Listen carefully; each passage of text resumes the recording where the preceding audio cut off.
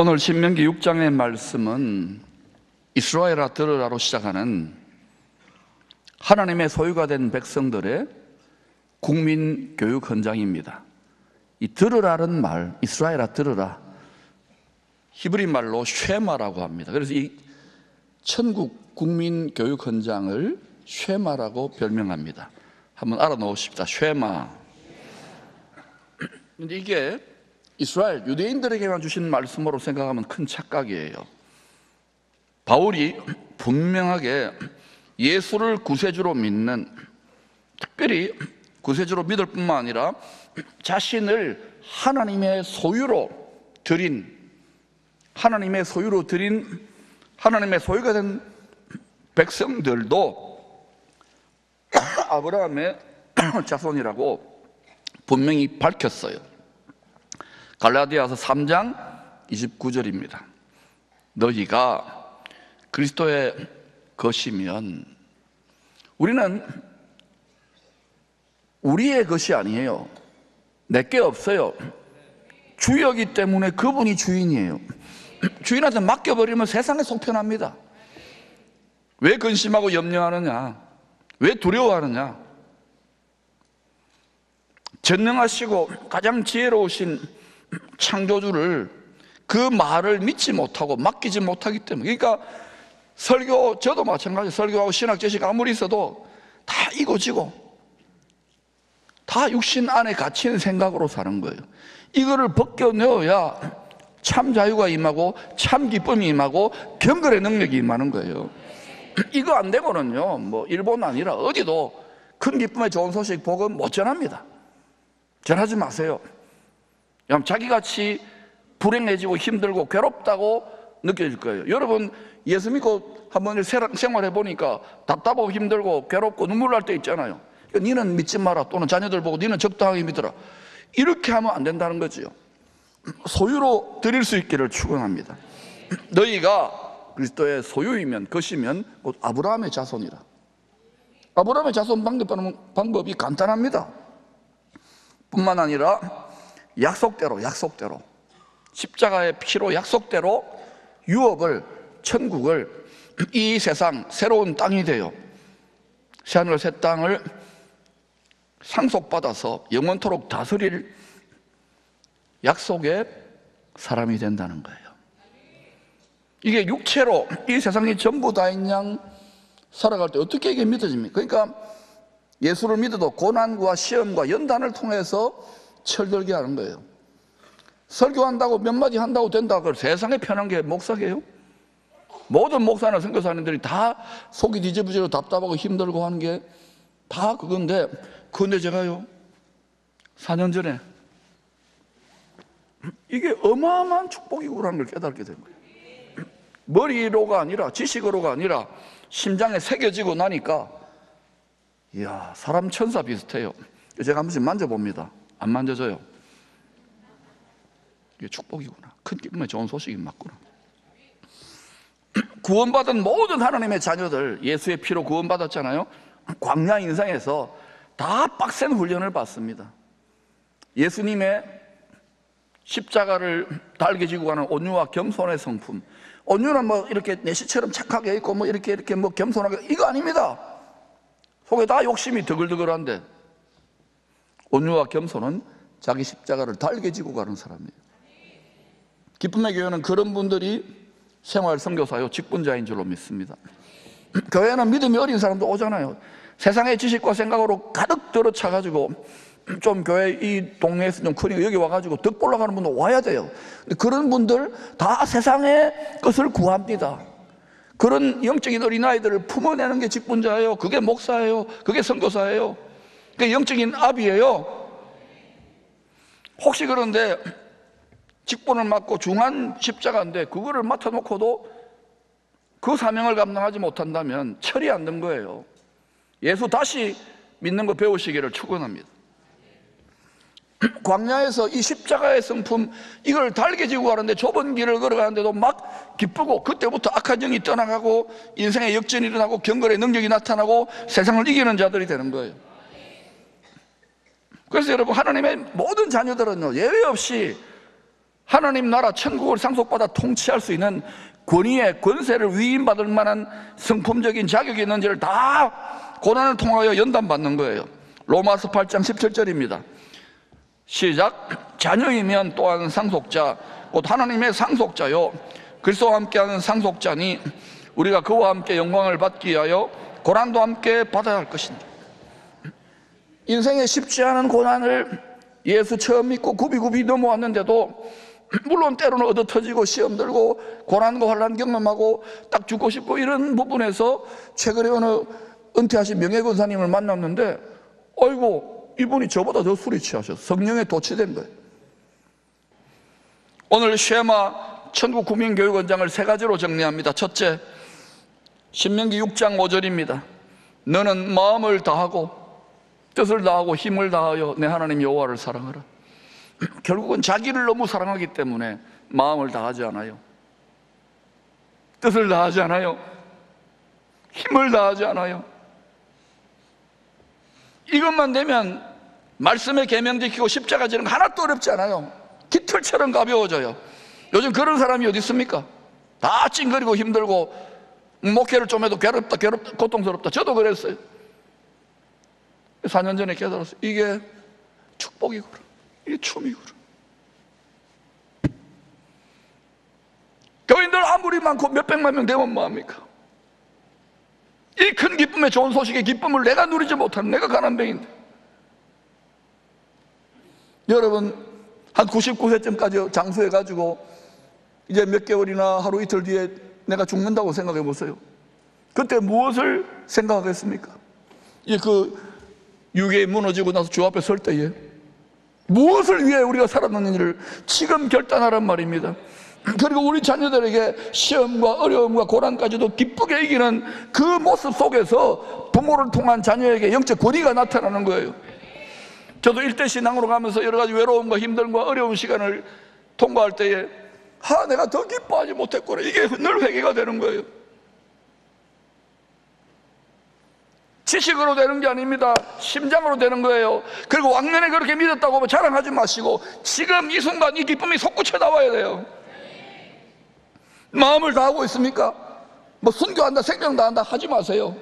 지금 이 순간 그렇게 살아요. 매 순간 매 순간을.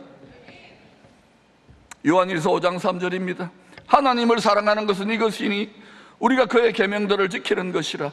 그의 계명들은 무거운 것이 아니로다. 조금 이거 해보세요. 그러면 어려운 일이면 다 나자빠져요. 일본 저거 어려운 일 아닙니까? 불가능한 일입니다. 하나님 밀어붙이니까. 8년 정도 됐는데 4년 때에 일본도 한국교회도 또 나라도 이상하게 돌아가니까 특별히 기쁨의 교회도 재팬 빌립보도 준비가 안 돼 있는 거예요. 뭐 선교사 다 준비가 안 돼, 목사도 학자들도.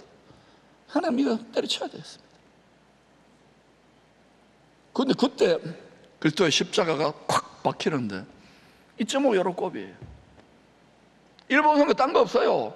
돈 가지고 자랑하고 우리보다 잘 살고 우리 밟았다고 하는데 그들이 없는 천상의 기쁨을 자랑해야 될 거 아닙니까? 이것이 있느냐 말입니다. 이것이 우리 가운데. 두 번째, 부모가 먼저 말씀을 마음판에 새기시기를 축원합니다. 이 가르치라는 원어 샤나는, 히브리 샤나는 예리한 칼로 말씀을 마음판에 도장처럼 새기라는 뜻입니다. 이게 마음의 할례, 그리스도 할례예요. 지난 한 주간 부모님들 지금까지 예수 믿고 살아오면서 말씀을 날마다 곁에 두고 마음판에 새깁니까? 도장처럼 새깁니까? 지금은 마음을 빼앗는 기술이 어마어마하게 많잖아요. 채널마다 수천 개입니다. 유튜브에 쇼트까지. 목사라도 목사의 자녀라도 방심하면 그냥 세상의 지식과 말들이 영이 들어온다. 영이, 스피릿이 와가지고 구경하듯이 교회 보고 이렇게 해라 저렇게 해라. 서비스가 왜 이러냐? 여러분, 종교 서비스맨이 아닙니다. 20년 전부터 유람선이 아니라 항공모함이라고 이야기했잖아요. 뭐 서비스 좀 받고 뭐 달래가지고 저는 그렇게 하기 싫어요. 십자가의 멍에를 달게 해주시기를 축원합니다. 자기 몫에 태인 십자가가 있는 거예요. 그것도 하나 못하면서 이래 해라 저래 해라 자격 없어요. 교회가, 이 시대가, 그리스도인들이 세상의 빛으로 그렇게 멍에를 기쁘게 지고 가는, 누가 이 세상에 희생합니까? 다 더 많이 내놔라 더 많이 내놔라 하지요. 거기에 또 파퓰리즘으로 가는 시대에 거꾸로 가보자는 것입니다. 그럼 망할까요? 그러면 대한민국 진작 망했어요. 누구 때문에 하나님이 이 나라에 이 복을 주셨습니까?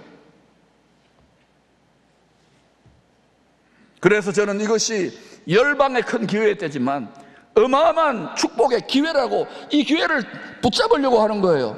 알아듣기를 축원합니다.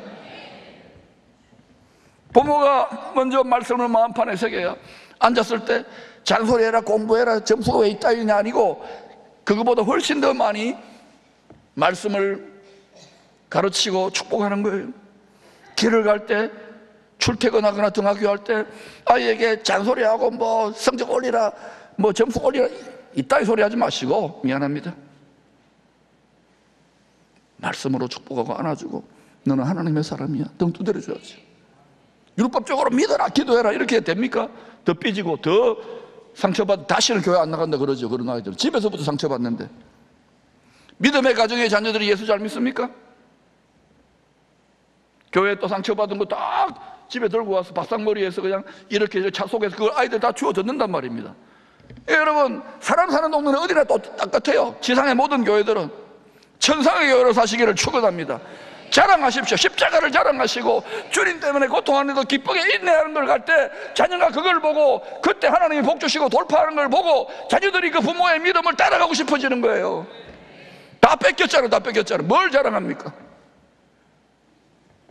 지금 세상의 과학이 영생 지식을 논하는데, 영생 비즈니스를 논하는 시대까지 끝까지 왔는데도 눈이 가려졌어요. 시계를 봤습니다. 가능하면 여러분, 아이들이 어릴 때 태중에 있을 때 시작하십시오. 말씀의 교육을. 그러나 부모가 말씀을 마음판에 평소에 늘 새기지 않으면서 하나도 말씀이 세상 지식과 세상의 유혹과 세상의 정념만 꽉 들어차가지고 그 부모 가정에서 자녀들 어떻게 태어나겠어요? 어떻게 자라겠어요? 지금 여러분, 전 세계에서 제일 부흥하는 교회가 어딘지 아십니까? 이란입니다. 이란의 지하교회, 수천 개의 가정교회 성도들을 통해서 부모들이 자녀들을 말씀으로 양육하는데 그 핍박이 있고 잘못 순교를 하고 감옥에 들어가는데도 이게 진리구나, 성령의 살아있는 하나님의 능력을 경험하니까 말씀을, 너는 이 천국의 비밀을 깨달으라고 부모가 자녀들에게 말씀을 새기는 거예요. 그러니까 어때요? 지금 매년 10% 이상씩 성장한답니다.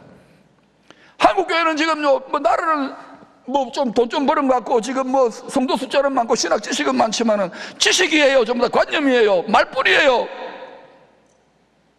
여전도에는 여성들이 전도하라는 거예요. 성령의 능력 받아서. 남성교회 남자들이 성령의 권능 받아 복음 전하고 선교하라는 거예요. 기쁘게.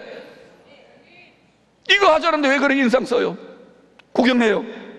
이게 여러분의 비즈니스인데. 아까 그 황수련 권사님 무슨 그 허드렛 일 하시는 분이 그 뭐예요, 노일자리 이런 거 하시는 분이 이번에 남성교회 팀들 간다고 100만 원을 헌금했어요. 내가 눈물 납디다 정말. 하늘의 상이 큰 거예요. 자기들은 하지 않으면서 이래 해라 저래 해라 하지 마시고 여러분이 하시기를 바랍니다. 여러분 몫에 태인 십자가가 있는 거예요. 가정은 작은 교회예요. 부모는 가정교회 목회자요 선교사입니다. 여러분 해보세요. 가정에서 목회자로 선교사로 얼마나 힘든지. 아이들은 다 육신과 세상 교육만 받아가지고 세상에 씨가 다 뿌려졌는데 마음밭에 그걸 기쁘게 하는 것이 노련한 가정교회 선교사, 가정교회 목회자, 그런 가정에서 인물이 나오는 거예요. 우리 지금 손녀가 지금 태중에 자라고 있습니다. 9월 달에 태어날 것 같아요. 박수 치지 마세요. 근데요, 아이 태어나는 거 알았어요. 내가 밥 한번 쏠게요. 진짜 손녀 자랑하면 안 되는데. 그런데 저는 다가오는 시대를 보니까 우리 자녀들 그렇지만 손녀가 태어나서 믿음으로 헤쳐가야 되는 그 시대를 보고 두렵고 떨림으로 막 기도한다고요. 여러분 그런 기도 하시기를 축원합니다. 세상이 이렇게 마냥 가지 않아요. 너무 빠르게 변화되고 있다니까요. 이미 모든 준비가 다 끝났어요, 여러분. 자녀들에게 부지런히 말씀을 먹이고 가르치는 부모들은 이 세상에서 가장 위대한 사역자들입니다. 여러분의 말씀대로 살아가면 성깔과 성질이 올라옵니다. 상처와 원통함과 울분이 올라옵니다. 그때 여러분 화목해하는 직분자답게 여러분이 기쁨으로 역전하시기를 축원합니다. 춤을 추시기를 바랍니다. 억울하고 답답하고 힘들 때 원수가 이간질하는 육체의 생각과 육체의 감정에 선뿌리를 줄 때 이걸 이겨내고 춤을 추시기를 바랍니다. 이거를 아무리 이야기해도요, 신명기 13절 또 돌아가면 또 초기화되는 거예요. 그래도 계속 하는 거예요. 설교 끝낼까요? 세 번째, 여러분, 신명기 6장 8절 9절입니다. 너는 또 그것을 내 손목에 메어 기호를 삼으며 내 미간에 붙여 표를 삼고 내 집 문설주와 바깥 문에 기록할지니라.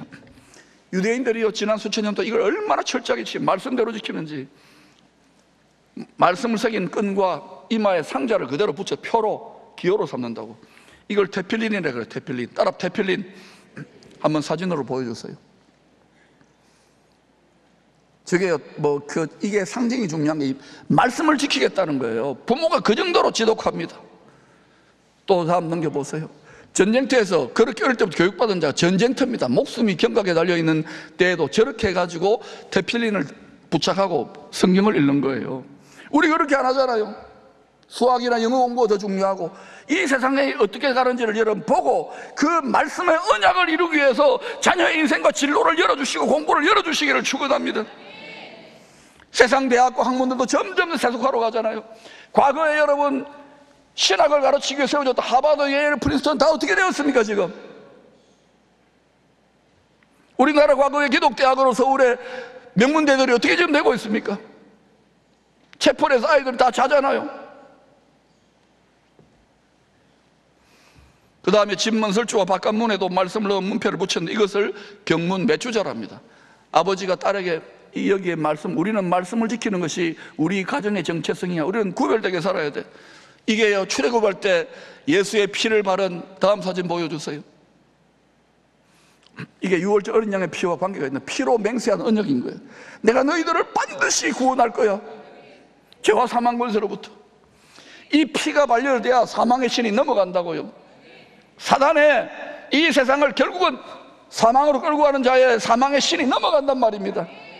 장자가 누구냐? 그 사명을 위해서 자기 몸을 들인 자, 토태성 장자, 처음 익은 열매가 항상 그 시대의 창조주 소수자로 돌파구를 연다고요. 예수님이 부활의 첫 장자, 첫 열매가 되셨잖아요.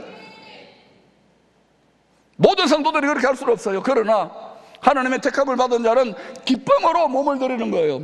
그때 그리스도 한 몸 되면 세상 권세, 마귀 권세를 이기는 거예요. 바른 거예요.